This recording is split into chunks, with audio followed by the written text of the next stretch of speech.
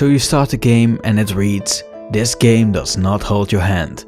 And that's great, but they do help you out with the first trap puzzle, because the traps are placed so that you will find one of them no matter what. And from that point on, it's pretty clear what you need to do. So it's really in your face, you can't really miss it. But then the next one you come across, if you find it, is the space one. I missed completely the first time I was playing. So for me that was great. I like games like that do not hold your hand. But unfortunately the game really doesn't need to hold your hand, because at the end they just point out what you missed, and you can even teleport if you are playing the Redux version. I'm not saying that is bad. Many people like that they didn't need to backtrack in the Redux version. But I would have liked if the exploring would give you a little bit more to chew on than you just missing it if you don't explore. Because now at the end I felt a little bit that all the extra time exploring was just a waste of time. Because what I could have done is just ignored everything and then at the end teleport back, or they just showed you what you still needed to do and where to find it on a map. So for me, I don't think that this game does not hold your hand is completely true, at least not in the Redux version. So if you want a game where exploring is a little bit more important, then play the Unreal Engine 3 version. And with one of these exploring parts, the Kraken one, the developer made a change in gameplay. This is what they wrote on their blog when the Redux version came out. Some PC players found a section of the game too scary and or too exhausting. We have tweaked a few things to make sure that it flows better without compromising the original vision. What they did is that they made the mining monster attack a lot less often. And for me that felt like a big mistake, because the whole game you feel uneasy and uncomfortable. You don't quite know what kind of game this is. Because also on the PlayStation Network it is listed as a horror game, but you haven't seen any real horror parts. And then when you come to the cave, you don't really think it will be a horror game anymore, because there was nothing in ages, just nothing happening, just a creepy atmosphere.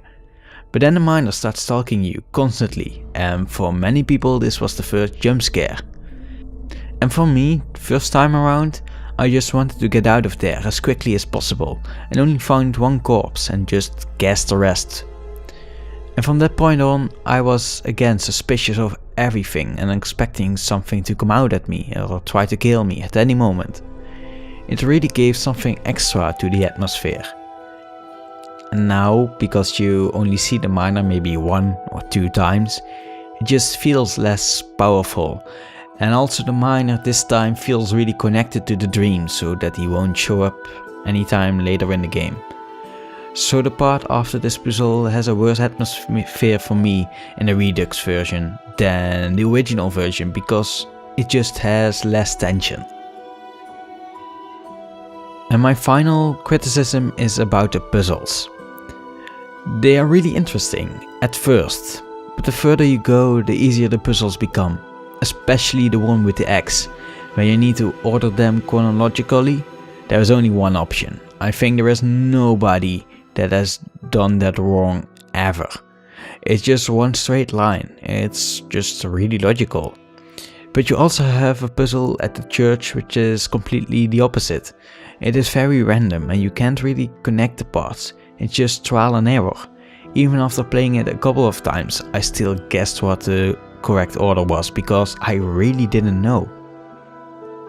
And trial and error is also something you can find in other puzzles, so not the detective puzzles, but the puzzles you can teleport to at the end of the game. Like the Kraken one.